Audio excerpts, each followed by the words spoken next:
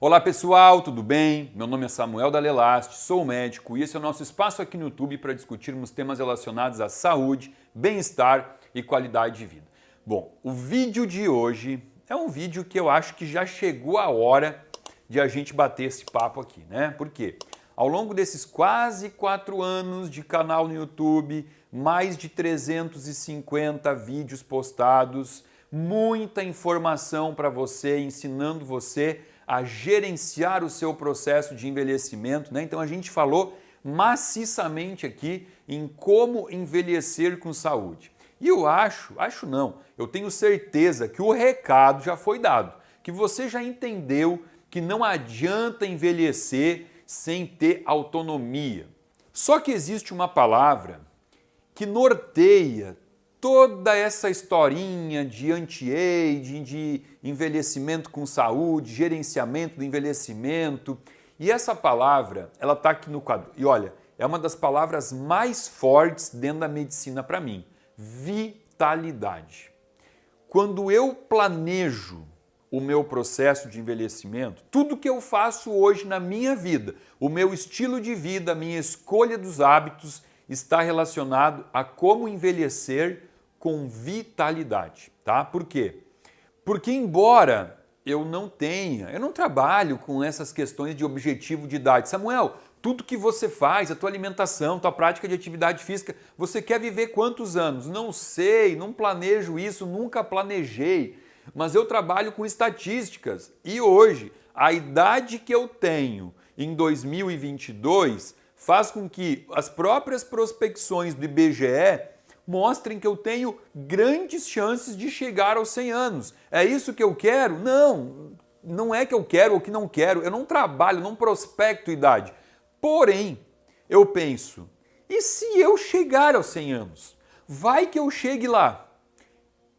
Será que isso me conforta ou me preocupa essa informação de chegar aos 100 anos? Por quê? Porque chegar aos 100 anos de idade, ou menos, 90, que seja, mas chegar lá com o corpo sucateado, com dor nas articulações, com pouca massa muscular e, portanto, pouco equilíbrio, dificuldade de mobilidade, levantar de uma cadeira pedindo ajuda, isso me aterroriza. Isso foi o que eu assisti na minha família. Eu assisti um avô amputando 2 pernas, eu assisti um outro avô com Alzheimer, sarcopênico, evacuando nas fraldas, caminhando na rua sem saber onde está indo, não sabe, não reconhece filho, não reconhece os netos, não reconhece a si mesmo no próprio espelho. Eu assisti uma avó vegetando 8 anos numa cama, numa maca dentro de casa, fazendo cocô por um saco plástico na barriga, uma traqueostomia no pescoço, urinando nas fraldas. Então assim, quando as pessoas elas perguntam, Samuel, por que você cuida tanto da tua saúde? Eu falo, olha, porque eu quero envelhecer indo no banheiro sozinho, fazendo cocô pela minha própria bunda e me limpando sozinho. E as pessoas falam, nossa, mas isso é tão básico. É básico. Que tão básico é isso? Que eu não vi nenhum avô meu morrer desse jeito. Por quê? O meu avô que amputou 2 pernas não ia no banheiro sozinho. O avô com Alzheimer fazia cocô nas fraldas. E a minha avó não fazia nem pela própria bunda, fazia pela barriga dela, saía por um saco de plástico. E eu não consigo me imaginar vivendo uma situação dessas.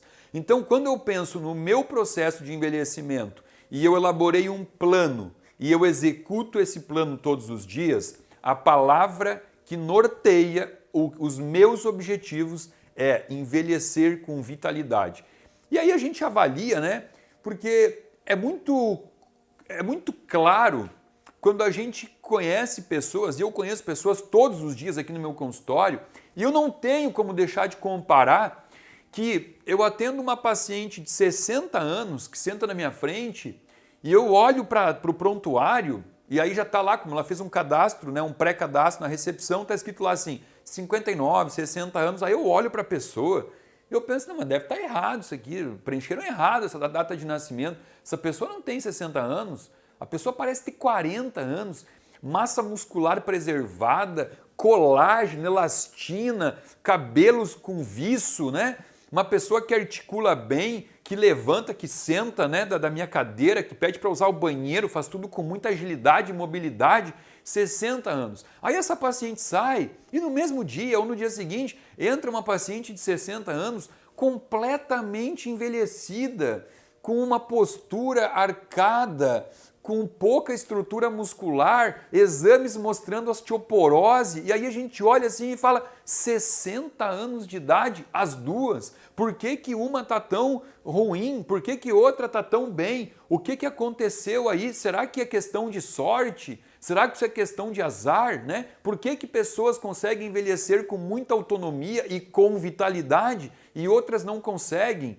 E aí entra um conceito, uma crença que a gente tem que descriar na nossa cabeça, que é aquela crença de que envelhecer é igual a adoecer. Não existe isso, você não precisa adoecer porque você está envelhecendo. Eu gosto muito daquele comparativo, se eu pegar dois Opala aqui, 1970, 1968, eu vou encontrar um Opala no ferro velho e o outro vai estar num museu exposto, brilhando, perfeito. Por quê? Porque foram as condições que esse Opala rodou ao longo da vida. Um foi cuidado, o outro não foi. Então, se a tua data de nascimento é 1958, essa é a tua data de nascimento. Você é velho por isso? Não, você é antigo, mas velho vai depender de como você cuidou do teu corpo. E quando a gente fala sobre a gente mostra essas pessoas que envelheceram com vitalidade, eu vou trazer aqui para vocês, olha que exemplos que a gente tem. Olha esse aqui, ó, Mark Sisson. Olha que bacana esse professor de educação física, né, que ficou muito famoso por livros e tal, 58 anos de idade. Olha aí, quase 60 anos nessa foto, hoje ele já está com mais idade, mas nessa foto aqui, quase 60 anos, e dá uma olhada, você acha que essa pessoa realmente parece ter quase 60 anos? Olha aqui, Jack LaLanne, quase 70, 67 anos de idade, né? Foi fisiculturista, uma pessoa que começou esse movimento de academia, incentivou pessoas a começar a fazer musculação. Lembra daquele teu avô com 70 anos de idade? E dá uma olhada para essa foto aqui, olha o bíceps. Ai, Samuel, mas como você é superficial, como você é fútil, só pensa em estética. De forma alguma, é óbvio que essa estética está bonita, mas a gente vai entender aqui o porquê da importância dos músculos. Dr. Michael Kogan, olha só, 80 anos de idade e com um corpo diferente de todos os corpos de 80 anos de idade que você já viu na sua frente. Lembra? Faz essa reflexão, lembra das pessoas que você conhece ao teu redor que estão com 80 anos. E olha aqui, Roana Quaz, que aos 86 anos foi medalhista no esporte dela, né, ginástica olímpica, está viva ainda e está fazendo tudo que ela consegue ter autonomia aos 96 anos de idade. Essa mulher ainda vive uma vida com qualidade de vida. Então são exemplos que a gente tem. E quando a gente analisa esse tipo de exemplo, né, esse tipo de pessoa que atinge uma idade longeva com essa qualidade de vida, a gente tem aquela tendência errada de pensar assim, mas é sorte. Será? Será que isso é sorte? Sorte não tem nada a ver com isso, tá? Isso chama-se energia vital. E energia vital está intimamente associado a mitocôndrias. Olha só, se existe alguma coisa que você tem que enaltecer no teu corpo, que lutar por ela, é a tal da mitocôndria, né? Uma organela da célula. Você tem que imaginar assim, a coisa é muito louca, né? Porque olha só, essa célula que eu desenhei no quadro aqui, ela é uma célula microscópica, ou seja, você não enxerga ela a olho nu. E mesmo dentro dessa célula que você não tem capacidade de enxergar, você vai ter aqui de 40 a 2.000 mitocôndrias dentro dela. Olha só, uma coisa que você nem enxerga tem dentro dela até 2.000 outras coisinhas que você não enxerga. Olha como é pequeno e ao mesmo tempo grandioso, né? Esse projeto todo aqui, né? Porque qual a função da mitocôndria? A mitocôndria celular é quem garante a produção de ATP. e a gente vai entender um pouquinho sobre isso. Eu gosto muito de dar um exemplo. Eu vou mostrar para vocês o que é a mitocôndria. A mitocôndria nada mais é do que essa agência aqui, ó. Tá vendo essa agência? Essa agência de câmbio, tá? Por que a mitocôndria ela é considerada uma agência de câmbio? Vamos pensar estrangeiros que vêm para o Brasil. Quando vem para o Brasil um americano, ele vai trazer aqui dólar, né? Ele traz dólar. Aí vem para cá um francês, ele vem para cá com euro. Se vier para cá um britânico, ele vai vir com papel, moeda, libra. Dólar, euro, libra. 3 moedas diferentes que no Brasil é um pouco difícil de utilizar. Então o que eles têm que fazer? Eles vão todos para uma agência de câmbio e vão trocar isso daqui por real, para que o real possa ser usado no Brasil. Legal. Então, quando você pensa na moeda energética do corpo, a gente está falando de ATP, adenosina trifosfato. Então é mais ou menos assim, ó, você consome gordura, tá? Gordura pode ser usada pelo corpo? Não, gordura não é usada pelo corpo. Aí você consome carboidrato, outra fonte, carbo, também não tem como usar. Aí você come proteína, as 3 fontes aqui, né, que você tem de macronutrientes, proteína, gordura e carboidrato, o teu corpo não consegue usar. Aí o corpo vai direcionar essas formas, né, de dinheiro para a mitocôndria. E aqui na mitocôndria, ela é o câmbio, porque ela vai trocar tudo por ATP. Agora sim, o teu corpo, ele praticamente não faz processos químicos sem ATP. Por que praticamente? Algum que outro processo é chamado de processo passivo, né? Processo passivo, ele é um processo que acontece simplesmente por acontecer sem gasto energético. Agora, a maioria dos teus processos corpóreos, os mais importantes inclusive, são processos ativos, processos que consomem muito ATP.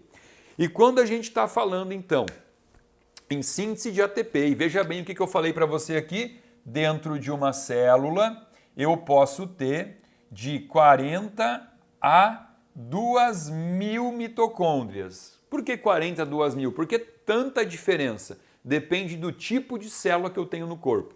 Se o que eu tenho no meu corpo é predominantemente tecido muscular, a célula que compõe o tecido muscular, ela pode ter até 2.000 mitocôndrias. Vai depender muito também do tipo de músculo, né? O músculo chamado de fibra vermelha é o músculo com a maior capacidade de mitocôndria, tá? Tem muita mitocôndria. O músculo que é chamado de fibra branca tem menos, mas também tem bastante mitocôndria. E quando eu falo de tecido adiposo, gordura tem pouquíssima mitocôndria, é um tecido pobre sob o aspecto síntese de energia. Então gordura não é bom no corpo, é ótimo. Você precisa ter gordura, por quê? Porque gordura é o tecido que vai produzir testosterona, progesterona, todos os hormônios esteroides do corpo. Agora, eu tenho que ter a minha concentração, a minha composição corporal com gordura apenas para o tanto que eu preciso. Nada além disso, porque senão começa a se tornar um tecido inflamatório. E agora então, entendendo essa grande diferença aqui, eu vou trazer para você uma reflexão para que você entenda como você pode usar o teu corpo. Você nasceu e ganhou um corpo. E esse corpo, você só vai conseguir usar ele para 2 formas, tá? Ou o teu corpo, ele vai servir como um depósito ou como uma usina. Olha só que profundo isso aqui, hein? Teu corpo vai servir como um depósito ou como uma usina. Por quê? Em primeiro lugar, porque assim, a gente tem que entender por que comemos. Você só come por um único motivo, tá? Manter a tua vida, manter a tua saúde, manter o teu corpo funcionando. E quando a gente entende isso, eu vou trazer aqui para vocês 2 formas de erro, tá? 2 formas de erro. quando você coloca no teu corpo alimentos que o teu corpo não conhece, alimentos desconhecidos, ou quando você coloca alimentos que o teu corpo até conhece, né? Alimentos conhecidos, mas em excesso, né? Uma maior quantidade, aqui estão os dois grandes erros que você pode cometer. Por quê? Porque essa usina, o que é usina? É um corpo que recebe matéria-prima e transforma em energia, recebe e transforma em energia. Que é aquela pessoa que está sempre com energia alta, sempre disposto, sempre com raciocínio, com conexões acontecendo, um bom libido, uma boa imunidade. Esse cara, ele está usando o corpo dele como essa usina aqui, ó. Tá vendo? Essa usina aqui é o corpo de quem escolhe somente alimentos conhecidos. Então, ele não coloca isso aqui na boca. O que seria um alimento conhecido? Comida. Aquela que você compra na feira, né? Essa pessoa que só come alimentos conhecidos e na quantidade correta que o corpo consegue usar, essa pessoa transformou o seu corpo em uma usina. Porém, entretanto, todavia, esses dois grandes erros aqui fará com que você transforme o teu corpo nisso aqui, ó. Esse depósito. Olha que coisa feia isso aqui. Por quê? Se você colocar no teu corpo organofosforados, dioxinas, metais pesados, compostos químicos, sucralose, aspartame, óleos vegetais hidrogenados, coisas que o teu corpo não sabe, ele recebe aquilo e fala, caramba, e agora? Entrou isso aqui, eu não sei nem o que fazer com isso. O que o corpo faz quando ele recebe alguma coisa que ele não consegue usar em alguma via metabólica?